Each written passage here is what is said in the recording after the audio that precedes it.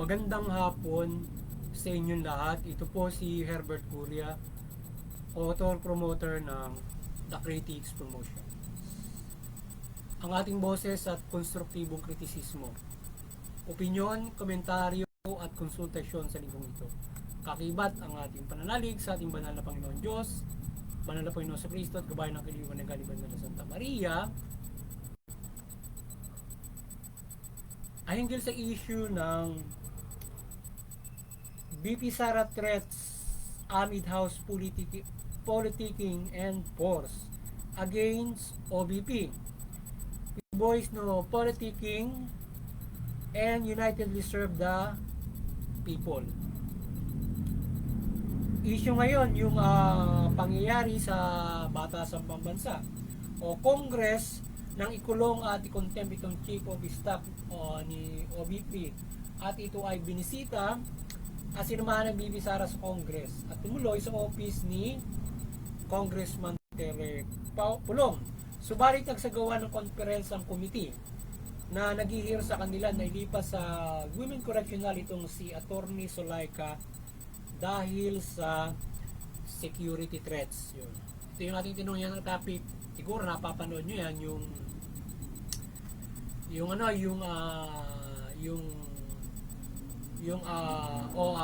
Vice President Sara Tres at tayo ay nagsasaboses ng no politicking on and unitedly serve the people ng ating bawat mga ahensya ng pamahalaan o lahat ng sa pamahalaan. So yan yung ating tinungyan topic na kung saan ay nagkaroon nga ng komisyon o kaguluhan doon sa Kongreso na kung saan ay doon sa pagmamagandang loob ni BP Sara para doon sa kanyang tauhan, yung kanyang Chief of Staff na kinontempt ng House nung iniimbestigahan yung di umano ay anomaly doon sa kanilang pondo doon sa OBP.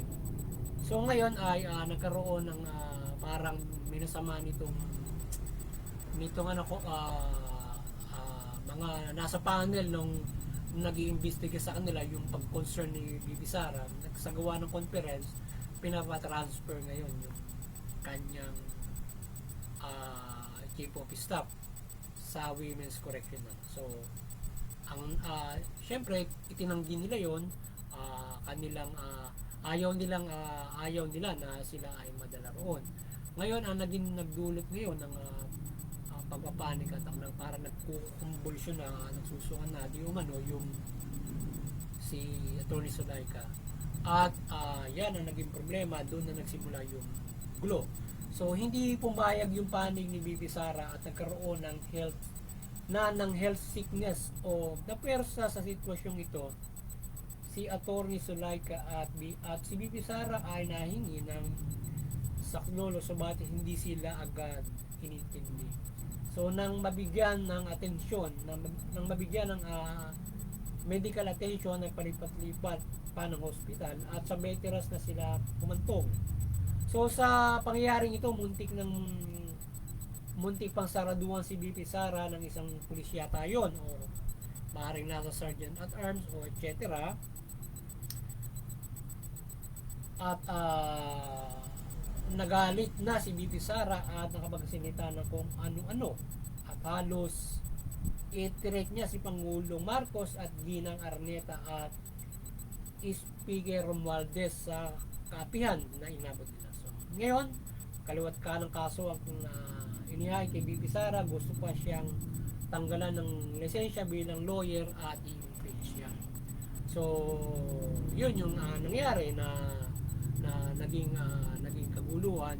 So nung pilit na siyang dalahin doon sa yung kanyang Chief of Staff sa kinakausap siya para dalahin doon sa Women's Correctional. So yun, nagpanik at natakot siya, syempre naladalhin siya ron for her security na ano maaaring mangyari sa kanya para doon siya dalahin. Kumbaga yung doon sa Kongreso medyo komportable na siya na doon nasa contempt sa kanya, but nung siya pinipilit ng dalhin doon, yun nagkaroon ng health problem panic attack.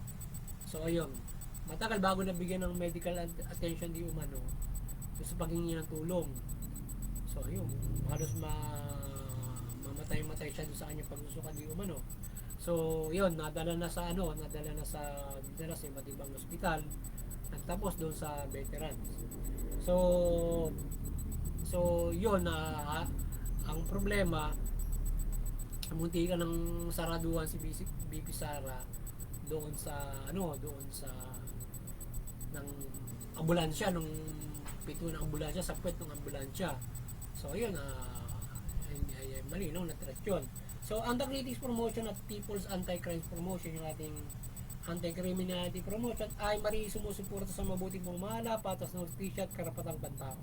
Assertion ito ng BP Sara Tres at ating pagkasaboses ng We Disagree in filing case against mid-house politicking and force, ay mariin nating kinukundina ang ginawa sa ating Vice Presidente at Chief of Staff nito ng House Committee sa good government at security ng House of the Congress at mga gumawa ng hindi mabuti sa kanila. So kinukundina natin itong ginawang ito at pinupuna natin na hindi mabuti at kinukundina ang ginawang ito sa ating BP Sara, na ito ay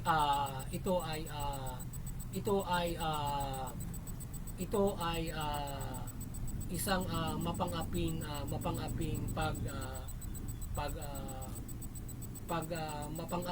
pagtrato sa ating Vice Presidente at gayon din sa kanyang tao. Gayunman ay sa ating opinion at sa malayang demokrasyang ito ay tila hindi patas ang pagtrato na ginawa ng House kay BP Sara at Chief of Staff nito na na-contempt o ikinulong. So binigyan nila ng masamang pagtingin ang pagbisita at ang accompany ni BP Sara sa kanyang COS na si Atty. Zulaika. So dahil sa kanilang mga ginawa, halos mamatay itong COS sa takot na ilipat siya sa koreksyonal at hindi pagbibigay ng agarang atensyong medikal sa kanila. So inupin nila ang Vice President at tauhan nito. Ang grabe, sasaraduhan pa siya ng pinto ng ambulance. So grabe itong hindi natin malaman kung police yun o sa taga-sergeant of arms o staff ng ambulance na gumawa noon. So naging very emotional ito, na kahit sino magagalit dahil attempt yun sa buhay niya. So kahit yun lang, papatay siya noon kundi napigil ang pagsasara. So sino yun na maaari may nasa likod pa noon? So sa emosyonal na sinasabing pagbabanta sa buhay ng Pangulong Marcos at asawa nito at kay Speaker Romualdez, ay emosyon lang yun na taong inaapi sa oras na yun. Sa ating paningin, and nothing more else. So yun. So constructively ay doon sa ginawa nilang yun ay dapat ay magkaroon ng mahusay na pamamahala yung ating Kongreso for para hindi doon sa mabuti nilang pagtrato dito sa sitwasyon na kagandahang loob ni BP Sara doon sa kanyang tauhan. So yun, kundi naman yan ay we constructively na pinupuna na ito ay ang ating mambabatas ay mamahala na matuwid, maging fair siya at hindi mamulitika regarding with this situation. So parang sa tipagtingin natin ay mayroong alakip na pumumulitika yung ginawa sa kanila, kaya inabot nila yung ganong klase ng mga pang-aapi o kabuluhan doon at nakapag-grant na o nakapag-salita na ng hindi maganda si BP Sara doon naman sa mga naka-threaten sa kanya doon. Ay biro sasaraduhan nga ng pinto doon. Hindi ba it is a big threat to her as a Vice President? Vice President, sasaraduhan mo ng pinto, di ba? Yung ang bata, kahit lalaki pa, pagaganunin mo, di ba? Ito ay isang karahasan na gagawin mo sa kanya, di ba? Isang pag-disrespect of our Vice President para gaganunin mo. Kahit pa sabihin mo nagmamadali ka or wala ka ba sa sarili mo para gawin mo iyon na hindi mo nakikilala yung Vice President, di ba? So you must know her. Ngayon ay kung ganun ang naging trato, it's I threat to her bilang Vice President. Mas mali yun. threat. So, sinong Vice President ang hindi magagalit? Even though, she must not rant na hindi naman siya nagmura talaga. Kundi nasabihan niya ng bakla yung mga nasabihan ng bakla yung mga kung sino roon. Parang siya ay tinetreten na gano'n, di ba? So, mali yun. So, mali doon sa pagtrato sa kanya noong mga nandoon sa sitwasyon na yun, di ba? So, masyadong pangumulitika ang ating nakikita sa sitwasyong ito at tinatanggalan talaga ng function sa budget pa lang ang malaki na yung nabawa. So, tinatanggalan din ng function yung OBP. At umuugong ng matagal na nais na ipa-impeach itong si BP Sara. Just because doon sa mga nakaraan nagiging parang mga sagutan ng palasyo at whatsoever na motibo noong Kamara to impeach ang ating Vice President. Yan, masyadong nakikita natin dito ay may pamumulitika yung ating Kongreso at ilang mga nakikiisa sa Kongreso regarding the imposing of the transfer noong kay doon sa kanyang tauhan na chief of staff niya na animo ay para gumawa ng sangkatutak na krimen. So ngayon ay under pa lang naman siya para maging ganoon sila kalupit, no? At naging hindi maganda yung trato niya kay BP Sara. So whatsoever threat ang tinitingnan ng Kongreso diyan in both sides, di ba? So kaya tapos ayan, nagkaroon na nga ng hindi magandang pangyayari at nakapagbitiw na rin ng mga pagbabanta ang ating BP Sara regarding doon sa threatening na kanyang nararanasan at hindi makatao, hindi patas na pagtrato sa kanya nung kanyang tauhan. Diba? So, sana ay magpairan ng mabuting pamamahala lamang ang Kongreso at buong pamahalaan. At walang politika na obviously against BP Sara. Hindi naman siguro praning yung committee ng nagpapatransfer sa COS ng OBP para sa security reason kaya mali na politikahan niya. Siguro, paranoid ba? Hindi man siguro paranoid yung yung committee, yung mga taga-kongreso para magtingin sila ng ganung kasama sa security ng bawat isa ron. Diba? Are you paranoid ba? Yung ating mga kongreso, yung nasa good governance. Praning ba kayo para ganun yung tingnan nyo? Hindi naman siguro sila praning. Maring politika at kaya ganun. Or, yung sinasabi nila, gumagawa lamang sila ng nasa wastong balanse at for security purposes. Kaya makikita mo parang hindi naman sa tingin natin walang major threats na makikita roon sa pagmamagandang loob ni BP Sara sa kanila. 'Di ba? Kung titingnan mo si BP Sara malalagay sa alanganin, may mga security 'yon. Hindi naman siguro sa laula si BP Sara para gumawa ng kalukuhan doon sa mga mga security ron, 'di ba? And especially kung anong gagawin niya doon sa kanyang BP, di ba? BP doon sa kanyang security, doon sa kanyang chief of staff, security chief of staff, na kung anong gagawin niya, maaaring tingin nila kung anong masama, di ba? So masyado wala akong nakikita na major threat bilang ating malayang pagsasaboses para magkaganon yung ating kongreso. Politikahan sa tingin natin. So kaya dapat sana magkaroon ng patas na yung ating kongreso for that. Dahil siyempre kung hindi naman sa laula si BP para gawin ang isang bagay na lalo na magpapasama sa kanyang pangalan, magpapasama sa kanyang opisina, di ba? Sino man nasa threat doon? According to them. So kaya hindi maganda yung nangyari at nagkaroon na nga nung ganong klase ng mga pagtrato at mga komosyon, kaguluhan. So dapat ituwid ng Kongreso ang kanilang mga pagtingin na ganyan. At saka unang-una ay atin ding sinasaboses sa ating pamahalaan, Kongreso, Senado, at sa mga Pilipino na yung proseso ng kanilang pag-iimbestiga doon sa ating pagpapasa ng budget, so ayusin nila yon kasi nakikita natin ay masyadong dapat magkahiwalay yung investigation at doon sa pagdilimit noong mga budget na ipapasa. Dapat kung ano yung kanilang budget na gustong ipasa, halimbawa 10 piso, limitin nila kung para sa yung 10 piso na yon. Ngayon, kung ito ay para dito, para dyan, kung dapat hindi doon, saka lamang kaltasan. Pero kung ang magiging requirements para bawasan yun ay hindi nyo maipakita yung kanyang certain documents dahil doon sa mga kagastusan nyo na nakaraan na may anomaly o halimbawa parang lumalabas na chismis pa yan at gusto nyong imbestigahan na agad doon, ay hahaba ang proseso ng inyong paglilimi ng isang investigasyon o isang pagsasala para maipasa ang isang budget. So dapat iba. So dapat patapusin muna yung commission on audit sa mga pag-audit ng mga pananalapi ng bawat mga ahensya, mga opisina, bago sila mag-request ng investigation ng Senado, Kongreso, or isampa nila yung kaso sa ombudsman to furthermore para makasuhan at yung mga sino mang opisina na mayroong anomalya na ginagawa. Hindi rin siya makalulusot doon sa kanila mga ginawa kung dadaanin natin sa ganung klase ng proseso.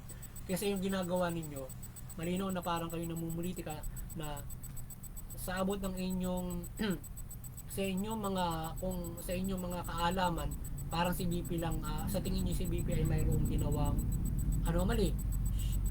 Tingin mo siya lang ba may ginawang, sa tingin niyo siya lang bang nakuhaan niyo na may anomaly sa pagsasala niyo ng lahat ng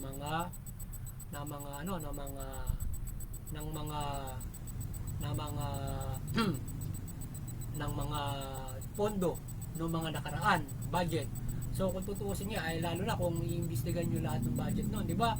Para na kayong naging bunga noon. Matagal na proseso. Isipin mo madadala nila sa Kongreso yung mga dokumento nila, yung buong opisina nila para malaman nyo. So dapat i-scrutinize mo lang yung budget. Pagkatapos ng COA, saka mo sila i-investigahan. No matter what, kung tingin mo mayroong ginagawang anomalya, so tabi mo muna yun. Alamin mo muna kung saan mapunta yung 10 piso babadgetin na next year, 2025. Kung nalaman mo na yung 10 piso na may pupuntahan, saka mo siya pa-approvean or babawasan.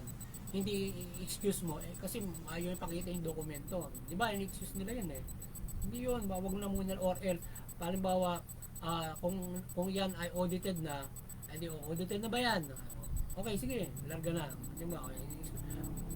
Siguro dapat yung proseso ng pag-audit doon nasa ibang proseso yun. Tapusin mo na muna ang audit, lalo na fiscal year yung ginagawa ng pamahalaan. Yung audit hindi pa tapos or calendar year. Kailan ba matatapos yung fiscal year? Diba? Ng pamahalaan para matapos yung audit, tapos saka maglalabas yung COA para doon sa mga na-audit nila, di ba? Or sa lahat ng mga opisina. Naku, abutin ka ng siyam-siyam doon. Kaya kinakailangan yung mga audit ay sa huli na yan, kung mayroong mga anomaly, saka lamang kayo impormahan kung ano ba ganun yung gagawing proseso. I-impormahan yung Kongreso, good government regarding doon sa mga budget para kayo ay magkaroon din ng investigasyon para maparusahan, magkasama kayo ng COA para kasuhan yan sa ombudsman. Siguro dapat ganun. Sana baguhin yung hindi ganyan nangyayari ngayon na biglang nag-investigate ka ng ganyan, di ba? O na ganyan. So pwede niyo nang gawin yan sa susunod na taon or hanggang bago mag-eleksyon ay magawa niyo yan. Basta ang mahalaga matapos na muna yung audit ng COA for the fiscal year or even interim, di ba? Pero siguro dapat tapusin na yung pangkabuuan na fiscal year for the whole year na fiscal year na audit end para kung di man calendar year, ano ba, usually December 31, pagkatapos nun saka magbibigay ng audit report, saka makakakita sila ng anomaly, saka pa mag-investigate para that anomaly or kapakakasuhan or furthermore investigation ng Kongreso. But yung ating commission and audit, kumpleto na siguro yung pag nakahanap ng ano yan, ng anomaly.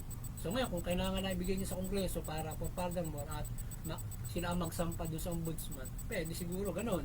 But yung inyong proseso ngayon magulo. Sa tingin natin magulo. At tingin natin ng taong bayan yung ginagawa nila. Para walang politikahan din kayo sa pagbibigay ng pondo. Di ba? So disregard nyo na muna kung mayroong nakawan yan. Basta malaga yung, halimbawa 10 piso ang budget para sa susunod na taon, limitin nyo lang muna kung saan pupunta yun. Kung sobra ng piso, bawasan nyo, gawin siya na 9 pesos, di ba?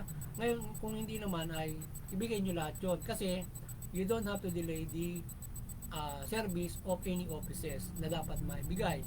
Ngayon, kaya nga kinuscrutinize mo, dahil baka maaaring nag-i-install sila ng mga kakaiba, di ba? Mga ganung mga bagay. Ngayon ay gusto nyo malaman agad kasi kung ano nga ba yung halimbawa intelligence pa hindi nyo naman nalalaman, di ba? Doon mo na sa bahala ng commission audit mag-furnish sa iyo kung mayroong anomaly doon sa sinasabing intelligence pan o whatsoever pan pa yan, di ba? etc. Di ba? Mga ganun kasi. So sana yun ay gawin. So boses natin yan sa Kongreso, sana makaisa yung taong bayan para lalo na din yung Kongreso, para wala kayong lalo na yung sa budget kapag ka doon, sana ba DILG, meron mga ganun mga kataran ng budget kapag halimbawa na politikahan sa budget, meron yan matagal ng issue sa ating pamahalaan yan na may politika sa budget. Kapag hindi ka kaalyado, mababa ka. Pagka kaalyado ka, mataas ang budget mo.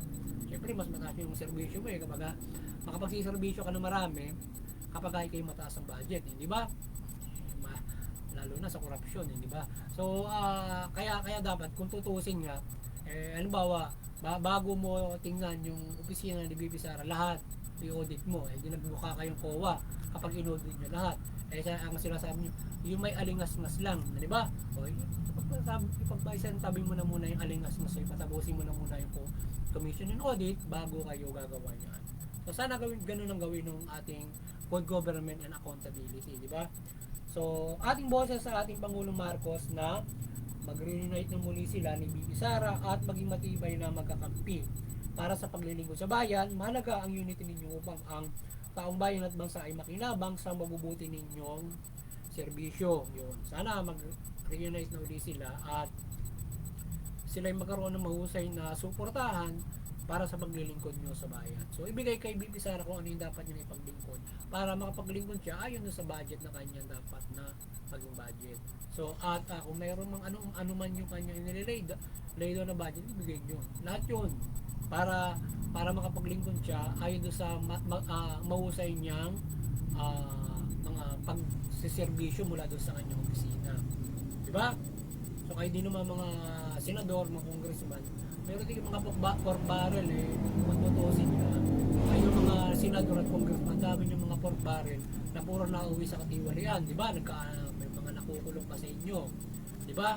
So kaya kayo ay maging magkaroon ng mahusay nga na kung paano lilimiin yung mga kagastusan ng pondo through with that process para hindi naantala yung mga pondo. So kayo rin mga congressman ay hindi rin maantala ang mga pondo ninyo kung kayo ay iimbestigan pa isa-isa kung kayo ay bibigyan ng pondo, di ba?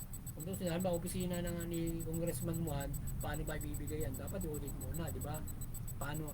Hindi naman siguro hindi interview isa-isa yung mga congressman para ibigay yung pondo nila. O ganun ba yung ginagawa natin? In public ng ating kongreso rin, di ba? Sasalain lahat ng congressman, o saan mo gidila yung mga pondo mo, di ba? Ano ba yung ginagawa sa inyo para kayo ay masala ang inyong mga kabunduhan, di ba? So, suportahan ng Pangulong Marcos ang budget proposal ng OBP para makapaglingkod ito ng mahusay sa programa nito, supporting also the program ng Pangulo. Sana suportahan niya yung budget niya. So, yan. Para makapaglingkod at para patas na makapaglingkod at hindi mapolitika naman siya. At hindi rin mag-reflect sa kay Pangulong Marcos o kay Speaker Romualdez na pinupolitika nila yung pondo ni BP Sara. So, di ba? So, bigay nila para hindi sila nasisilip doon. At yun din mga pondo nila ay ayos ni ibigay sa kanila, di ba?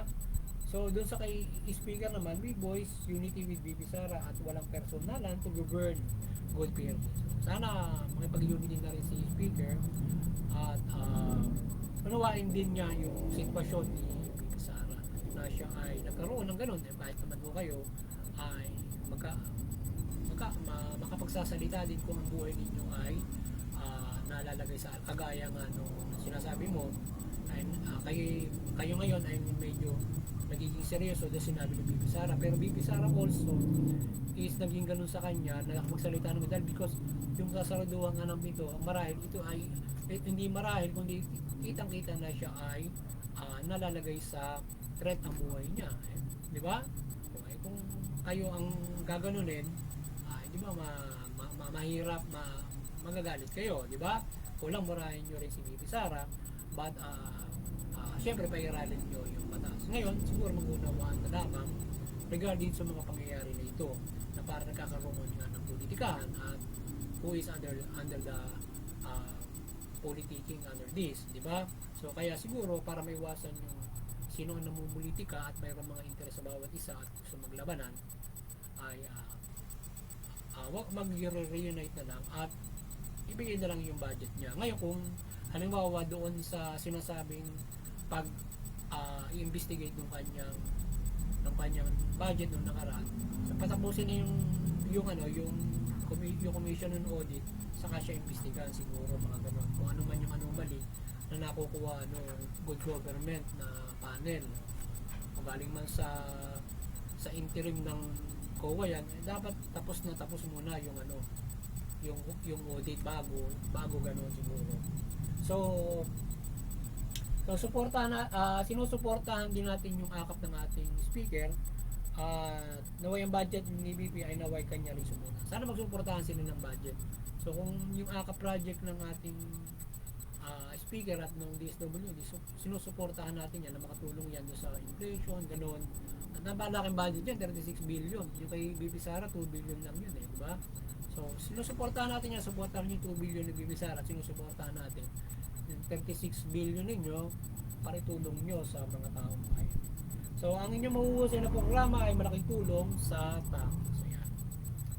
So ang gabay ng Banal na Santa Maria at ang kanyang kaliwanagan ay kumabay sa ating pamahalaan para sa pagkakaisa at kapayapaan at mabuting pamahalaan. So kumabay sa pamahalaan ng Banal na Santa Maria para sa inyong pagkakaisa, kapayapaan at mahusay na paglilingkod sa bayan. So yan. Maliwanagan ng ating Banal na Santa Maria ang sambayan ng Pilipino mula pamahalaan at mamayang Pilipino. Yung pamahalaan, mamahalan ng mabuti, matuwid, tugunin yung karapatang pantao, mapayaran ng patas ng hustisya, iwasan yung katiwalian, kaabusaduhan. Yung mamamayan, sumunod kayo sa pamahalaan, iwasan yung paggawa ng krimen. Huwag lumaban sa pamahalaan.